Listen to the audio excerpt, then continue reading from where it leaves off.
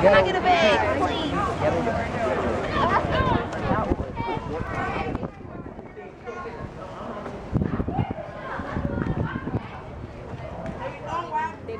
They were like, I mean, you know, rules are rules, and you start doing stuff, you know, like you're in negotiations. You can't just you can't just start going your own.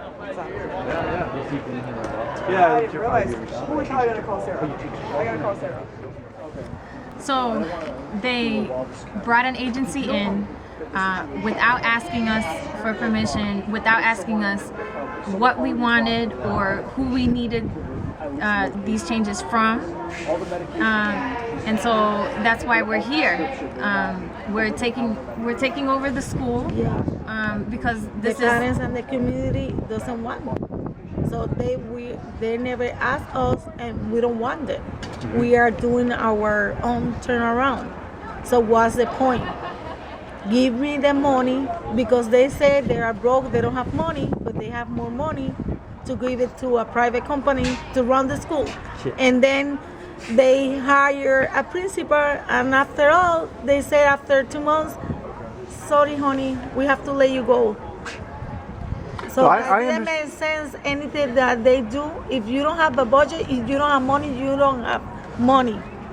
And then you don't have money for us to help dealing with stuff, but you have money to a private company. They make money off of public education. Yes.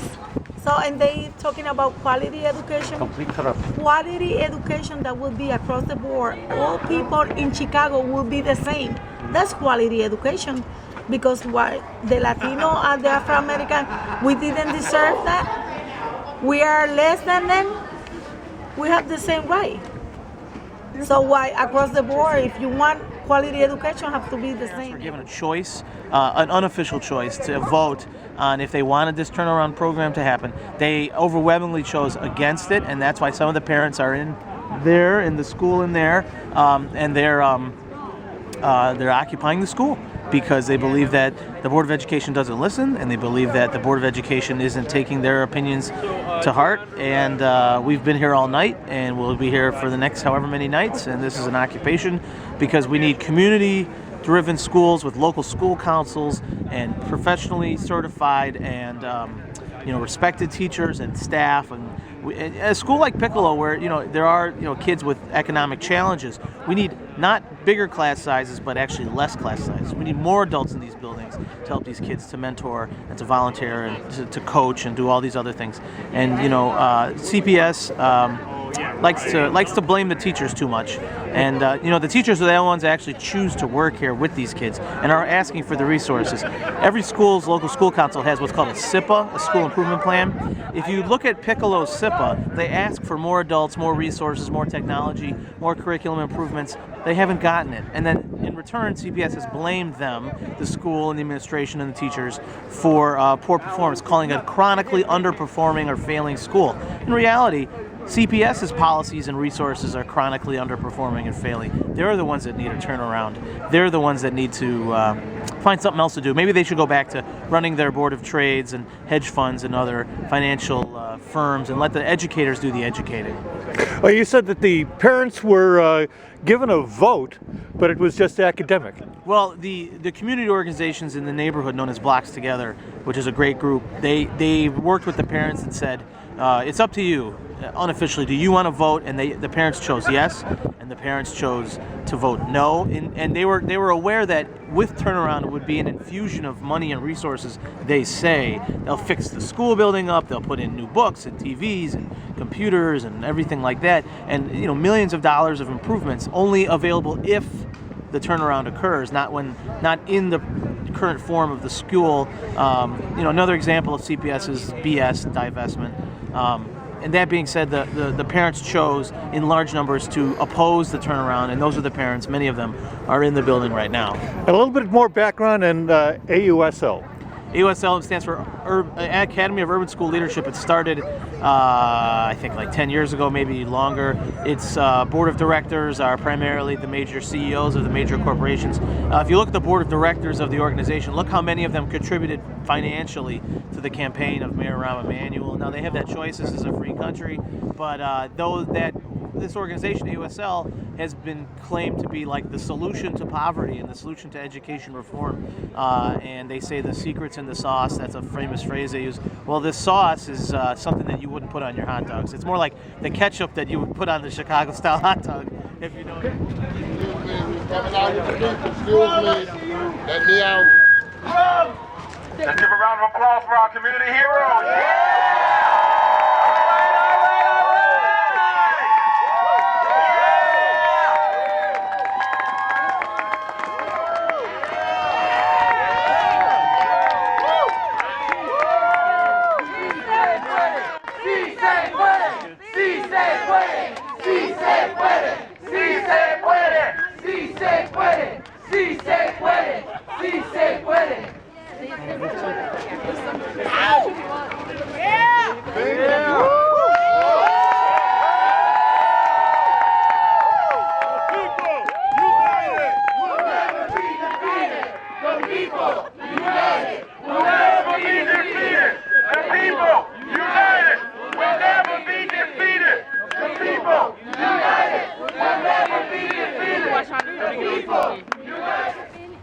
Talk about our story.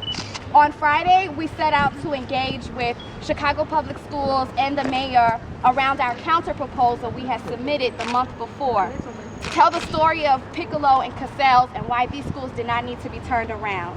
We were ignored.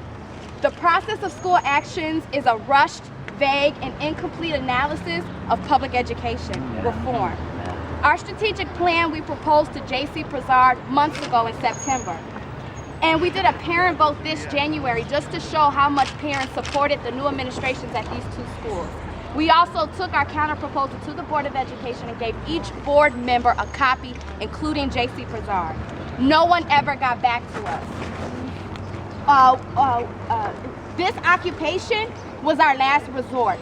We did a press conference Friday morning at the mayor's office and still no one got back to us, ignored again.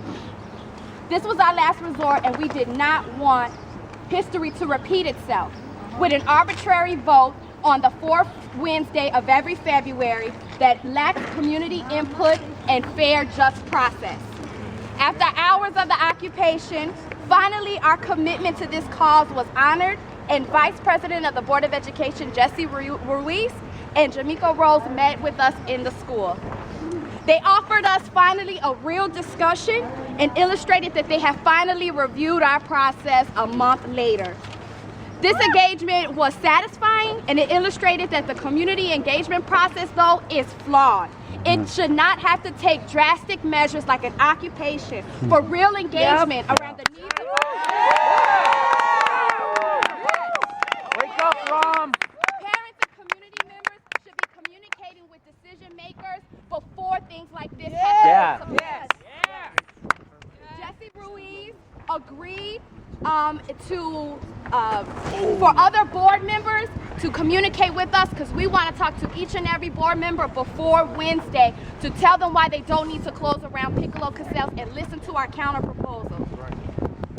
And to ensure, we want to ensure that the voting members, if they do vote to close these schools, to close around Piccolo and Cecile, that this vote was about politics and not about the real story of these schools. And Mr. Ruiz wholeheartedly agreed that the community engagement process for these school actions needs drastic improvement, and we feel they should not vote on any schools Wednesday and remodel this whole system so that children are not being left behind, and that there is a real process. There's no reason why a school and a community that has been trying to turn the school around and has done great things already has to be closed for politics. They didn't even know we had new leadership in these schools. You cannot go around and affect the lives of thousands of children based on the lack of information and the lack of community engagement. I want to say a special thanks to LaToya Walls, who was the Piccolo parent who stayed in the school. In the evening, there were more Piccolo parents, but they brought their children, and things started to get very intense between us and the police officers. And I told Jesse Ruiz this, and to all CPS, the mayor, and everyone, it was wrong to not let food in that building. We did not have food, we did not have water, and that is not how you treat people. Right. If you would have engaged with us in the first place, we'd have never had to been there. And the medicine. And then we couldn't even get medicine. They said they were dealing with us civilly. That's not how you treat human beings. Latoya had to leave because she was not feeling good and she had enough. And I just wanted to spend special wishes and good energy to her because she stood through this whole thing and she was adamant about protecting her school and her children. I'm sure we got someone.